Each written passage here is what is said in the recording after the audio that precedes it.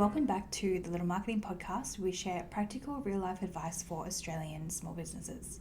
So today's episode is a little bit different, and I'm going to be sharing some patterns that we see amongst all of the Australian small businesses that we work with and across all of the different industries. We see businesses that are growing, some businesses that are stuck, and some businesses that are working really hard, but the inquiries just don't seem to be coming in.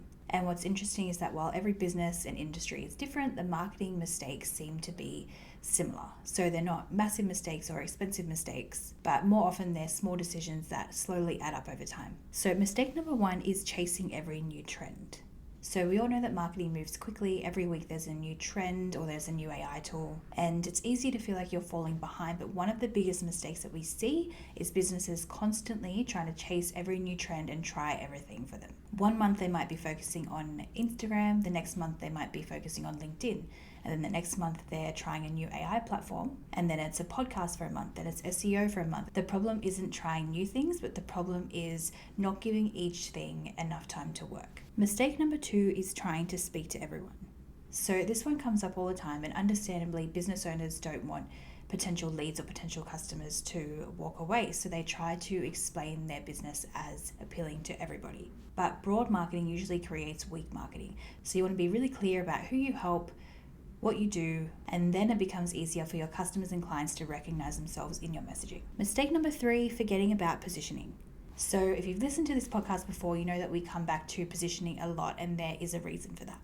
Almost every marketing challenge that you do leads you back to positioning. If people don't understand what you do, who you help, where you work, or why you're different, everything is going to become harder. Your website and your content is going to struggle, advertising struggles, and referrals become weaker. Mistake number four is expecting instant results. This one might be one of the hardest lessons in marketing because everyone wants a quick win. Marketing is normally about building familiarity. So people might see your business today, come across you next month, they might then read one of your articles or listen to a podcast episode, then they might visit your website and then decide that they'll get in touch. So if you stop before you start getting immediate inquiries, then you often are stopping the momentum from building. Mistake number five is creating content without a purpose. There's a lot more content being created today, more than ever before, because AI is making that so easy. Every piece of content that you make should answer a question, it should solve a problem for your audience, it should build trust or reinforce what you want your business to be known for. Mistake number six, neglecting the website. A lot of small businesses spend time on their social media, on ads, and on driving traffic, but then when people arrive at their website, the website is dated and it hasn't been updated in a while. Your website is often where people are going to decide whether they're going to contact you or not. So it doesn't need to be the fanciest website, but it needs to answer important questions quickly. So what do you do? Who do you help? Where do you work? And why are you different to the competition? Mistake number seven, forgetting that marketing is about trust. Sometimes businesses are so focused on selling that they forget that businesses are built on trust. Trust comes from consistency. Consistency comes from showing up regularly, sharing useful information, so like the content that we spoke about earlier, showing your expertise, showing your reviews, having a professional website, keeping that messaging consistent. It's all about making people confident enough to choose you.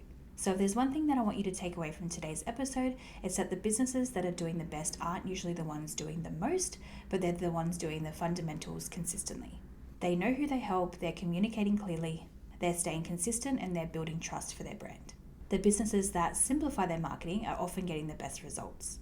So maybe take a look at your marketing this week and ask yourself if you're making any of these mistakes that we listed in today's podcast episode, because sometimes the biggest improvements don't come from adding something new, but they come from fixing. So thanks for listening to today's episode. I hope it was helpful. If you want to learn more, you could head to our website, littlemarketing.com.au. You could visit our socials or send us an email at ask@littlemarketing.com.au. Is marketing overwhelming for your small business? Get in touch with our team today to start the conversation. Please note that all the information provided on this podcast is general in nature and is not intended to be specific advice to your individual situation.